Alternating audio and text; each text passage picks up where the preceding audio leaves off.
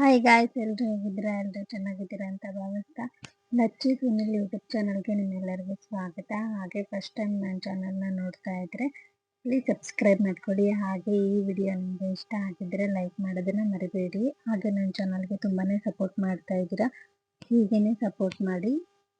ನಾನು ಇವತ್ತು ಮಾಡ್ತಾ ಇದ್ದೀನಿ ಬೇಳೆ ರಸಮ್. ತುಂಬಾನೇ ರುಚಿಯಾಗಿರುವಂತಹದ್ದು. ಆಮೇಲೆ ಯಾರೇ ಸಡನ್ ಆಗಿ ಬಂದ್ರು ಬೇಗ ಒಂದು 5 ನಿಮಿಷದಲ್ಲಿ ಮಾಡುವಂತ ಈ ಬೇಳೆ ರಸಮ್ ತುಂಬಾನೇ ಟೇಸ್ಟಿಯಾಗಿ ಆಮೇಲೆ ಹೆಲ್ದಿ ಕೂಡ. ಹೇಗೆ ಮಾಡೋದು ಅಂತ ನೋಡೋಣ. ನಾನಿಲ್ಲಿ ಒಂದು 50 ಗ್ರಾಮ್ ಅಷ್ಟು ತೊಗರಿ ಬೇಳೆನ ಹಾಕೊಂಡಿದ್ದೀನಿ. ಅದಕ್ಕೆ ರುಚಿಗೆ ತಕ್ಕಷ್ಟು 1.5 ಸ್ಪೂನ್ ಅಷ್ಟು ಉಪ್ಪು, ಹಾಗೆ 1/4 ಸ್ಪೂನ್ ಅಷ್ಟು ಅರಿಶಿನ ಪುಡಿ, ಆಮೇಲೆ 2 ಗ್ಲಾಸ್ ಅಷ್ಟು ನೀರು ಅಥವಾ 1.5 ಗ್ಲಾಸ್ ಅಷ್ಟು ನೀರು ಹಾಕೊಂಡ್ರೆ ಸಾಕು. ಇದನ್ನ 2 ವಿಸಿಲ್ ಬರೋವರೆಗೂ ಬಿಡಬೇಕು. ಅಲ್ಲಿವರೆಗೂ ನಾವು ಮಿಕ್ಸಿಲಿ ಸ್ವಲ್ಪ ಐಟಮ್ಸ್ನ ರುಬ್ಕೋಬೇಕಾಗುತ್ತೆ. ಕೆಲವೊಂದಿಷ್ಟು ಪದಾರ್ಥಗಳು ಮಿಕ್ಸಿಲಿ ರುಬ್ಕೋಬೇಕು. ಅದಕ್ಕೆ ನಾನು ಸ್ವಲ್ಪ ಹಸಿಮೆಣಸಿನ್ಕಾಯಿನ ತಗೊಂಡಿದ್ದೀನಿ. ಅಂದರೆ ಖಾರಕ್ಕೆ ಎಷ್ಟು ಬೇಕೋ ನೋಡ್ಕೊಂಡು ತಗೊಳ್ಳಿ. ನಾನಿಲ್ಲಿ ಸ್ವಲ್ಪ ಖಾರ ಇರೋದ್ರಿಂದ ಒಂದು 6 ಮೆಣಸಿನ್ಕಾಯಿನ ಹಾಕೊಂಡಿದ್ದೀನಿ. ಆಮೇಲೆ 2 ಉಂಡೆಯಷ್ಟು ಬೆಳ್ಳುಳ್ಳಿನ ಹಾಕೊಂಡಿದ್ದೀನಿ. ಅದು ಸಿಪ್ಪೆ ತೆಗೆದು ಹಾಕೋಬೇಕು, ಇಲ್ಲಾಂದರೆ ಬಾಯಿಗೆಲ್ಲ ಹಾಗಾಗೆ ಸಿಗುತ್ತೆ. ಇಲ್ಲಿ ನಾನು ಕಾಳು ಮೆಣಸನ್ನ ತಗೊಂಡಿದ್ದೀನಿ.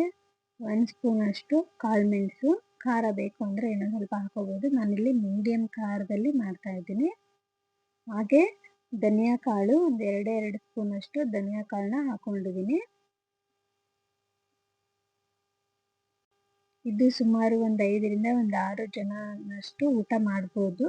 ಇದಕ್ಕೆ ಕರಿಬೇವಿನ ಕಡ್ಡಿ ಕೂಡ ಹಾಕ್ತಾ ಇದ್ದೀನಿ. ಆಮೇಲೆ ಒಂದು ಸ್ವಲ್ಪ ಕೊತ್ತಂಬರಿ ಸೊಪ್ಪು, ಅಂದರೆ ಒಂದು ಅರ್ಧ ಕಟ್ಟಿಗಿಂತ ಸ್ವಲ್ಪ ಕಡಿಮೆ ಹಾಕೊಳ್ಳಿ. 1 ಕಡ್ಡಿಯಷ್ಟು ಕರಿಬೇವಿನ ಸೊಪ್ಪನ್ನ ತಗೊಂಡಿದ್ದೀನಿ. ಈಗ ಇದಕ್ಕೆ ಹಸಿಮೆಣಸಿನ್ಕಾಯಿ ಹಾಕಿರ್ತೀವಿ, ಹಾಗಾಗಿ ಒಂದು ಸ್ವಲ್ಪ ಉಪ್ಪು ಆ್ಯಡ್ ಮಾಡಲೇಬೇಕು ಇದಕ್ಕೆ. ಈಗ ಇದನ್ನ ನುಣ್ಣಗೆ ರುಬ್ಕೋಬಾರ್ದು, ಈ ಥರ ತೆರೆಯಾಗಿ ರುಬ್ಕೋಬೇಕು. ನೋಡಿ, ಈ ಥರ ಮೀಡಿಯಮ್ ಆಗಿ ಅಂದರೆ ತೆರೆಯಾಗಿ ಇಷ್ಟು ರುಬ್ಕೊಂಡ್ರೆ ಸಾಕು. ಈಗ ನಾನು ಆಲ್ರೆಡಿ ಬೇಳೆನ ಈ ಥರ ಬೇಯಿಸ್ಕೊಂಡಿದ್ದೀನಿ. 1-2 ವಿಸಿಲ್ ಆದರೆ ಸಾಕಾಗುತ್ತೆ ಬೇಳೆ ಬೇಯಿಸ್ಕೊಳ್ಳೋಕ್ಕೆ. ಆಮೇಲೆ ಸ್ವಲ್ಪ ಮೆತ್ತಗಿರಬೇಕು ಬೇಳೆ ಬೆಂದಿರೋದು. ಇದು ಸ್ವಲ್ಪ ಗಟ್ಟಿ ಇರೋದ್ರಿಂದ ಏನು ಮಾಡ್ತೀನಿ, ಬೇಳೆನ ಸ್ವಲ್ಪ ಮ್ಯಾಶ್ ಮಾಡ್ಕೋತೀನಿ ನೀಟಾಗಿ. ಆವಾಗ ಸಾಫ್ಟಾಗಿ ಕೂಡ ಆಗುತ್ತೆ. ನೋಡಿ, ಈ ಥರ ಬೇಳೆನ ಮ್ಯಾಶ್ ಮಾಡ್ಕೊಂಡಿದ್ದೀನಿ. ನೋಡಿ, ಈಗ ಬೇಳೆ ಎಲ್ಲ ಚೆನ್ನಾಗಿ ಮ್ಯಾಶ್ ಆಗಿದೆ. ನೀವು ಮಾಮೂಲಿ ತೊಗರೆ ಬೇಳೆನಾದರೂ ಯೂಸ್ ಮಾಡ್ಬೋದು, ಅಥವಾ ಇದರಲ್ಲೇ ಇನ್ನೊಂದು ಕೆಂಪು ಬೇಳೆ ಅಂತ ಬರುತ್ತೆ, ಅಂದರೆ ಕೇಸರಿ ಬೇಳೆ, ಅದು ಕೂಡ ಬೇಕಾದರೆ ಯೂಸ್ ಮಾಡ್ಕೋಬೋದು. ಇವಾಗ ನಾನು ರುಬ್ಕೊಂಡಿರುವಂತಹ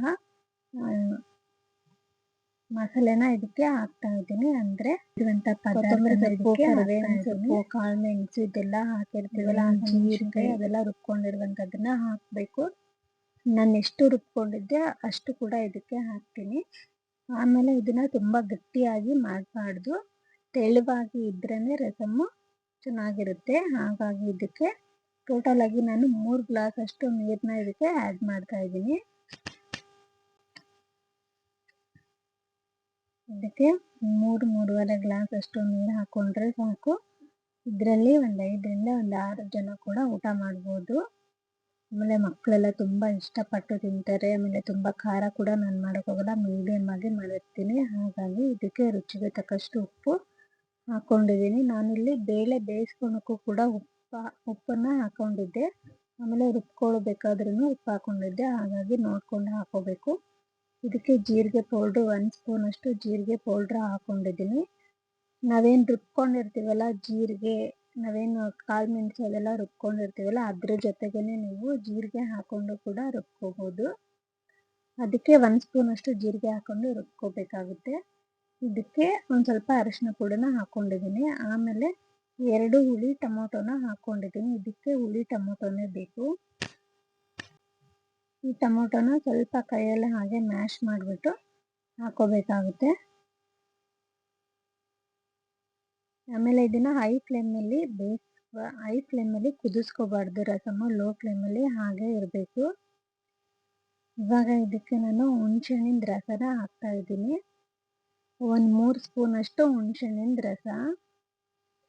ಹಾಕೊಂಡಿದ್ಮೇಲೆ ಇದಕ್ಕೆ ನಾನು ಒಂದು ಸ್ವಲ್ಪ ಒಗ್ಗರಣೆನ ಕೊಡ್ತೀನಿ ರಸಮ್ಗೆ. ಅಲ್ಲಿ ತನಕ ಅದು ಲೋ ಫ್ಲೇಮಲ್ಲಿ ಕುದಿಯೋಕೆ ಬಿಟ್ಟಿರ್ತೀನಿ. ಇದಕ್ಕೆ ಸಾಸಿವೆ ಜೀರಿಗೆ ಒಂದು ಅರ್ಧ ಸ್ಪೂನು, ಹಾಗೆ ಒಂದು ಉಂಡೆಯಷ್ಟು ಬೆಳ್ಳುಳ್ಳಿ ಹಾಕೋಬೇಕು. ಬೆಳ್ಳುಳ್ಳಿನ ಸಿಪ್ಪೆ ತೆಗೆಯೋ ಅವಶ್ಯಕತೆ ಇರಲ್ಲ ಒಗ್ಗರಣೆಗೆ. ಹಾಗೆ ಸ್ವಲ್ಪ ಲೈಟಾಗಿ ಜಜ್ಜಿಬಿಟ್ಟು ಬೆಳ್ಳುಳ್ಳಿನ ಹಾಕೋಬೇಕು. ಆಮೇಲೆ ಇದಕ್ಕೆ ಒಂದು ಕಡ್ಡಿಯಷ್ಟು ಕರಿಬೇವಿನ ಸೊಪ್ಪು, ಹಾಗೆ ಒಂದೆರಡು ಒಣಮೆಣಸಿನ್ಕಾಯಿ ಹಾಕೋಬೇಕು. ಈ ಒಗ್ಗರಣೆನ ನಾವು ಸಾಂಬಾರಿಗೆ ಹಾಕೋಬೇಕು. ಇದನ್ನ ಹಾಕೊಂಡಿದ್ದೀನಿ ನಾನು ಲೋ ಫ್ಲೇಮಲ್ಲೇ ಇದು ಸಾಂಬಾರನ್ನ ಕುದಿಸ್ಕೊಂಡಿದ್ದೀನಿ. ಸ್ವಲ್ಪ ಜಾಸ್ತಿ ಹೊತ್ತಲ್ಲ, ಒಂದು 2 ಮಿನಿಟ್ಸ್ ಅಷ್ಟೇ ಇದನ್ನ ಕುದಿಸಿದ್ರೆ ಸಾಕು. ಇದಕ್ಕೆ ಲಾಸ್ಟಲ್ಲಿ ಸ್ವಲ್ಪ ಕೊತ್ತಂಬರಿ ಸೊಪ್ಪು ಆ್ಯಡ್ ಮಾಡಿಕೊಂಡ್ರೆ ಬಿಸಿ ಬಿಸಿಯಾದ ಬೇಳೆ ರಸಮ್ ತುಂಬಾ ರುಚಿಯಾಗಿ ಎಲ್ಲರೂ ಇಷ್ಟಪಟ್ಟು ತಿನ್ನುವಂಥದ್ದು. ಈ ವಿಡಿಯೋ ನಿಮಗೆ ಇಷ್ಟ ಆಗಿದ್ದರೆ ಲೈಕ್ ಮಾಡಿ. ಹಾಗೆ ನನ್ನ ಚಾನಲ್ನ ಇನ್ನೂ ಸಬ್ಸ್ಕ್ರೈಬ್ ಮಾಡ್ಕೊಂಡಿಲ್ಲ ಅಂದರೆ ಪ್ಲೀಸ್ ಸಬ್ಸ್ಕ್ರೈಬ್ ಮಾಡಿ. ನನ್ನ ಚಾನಲ್ನ ತುಂಬಾ ಸಪೋರ್ಟ್ ಮಾಡ್ತಾ ಇದ್ದೀರಾ. ಹೀಗೆ ಸಪೋರ್ಟ್ ಮಾಡಿ. ನೆಕ್ಸ್ಟ್ ವಿಡಿಯೋದಲ್ಲಿ ಮತ್ತೆ ಸಿಗೋಣ. Thank you so much.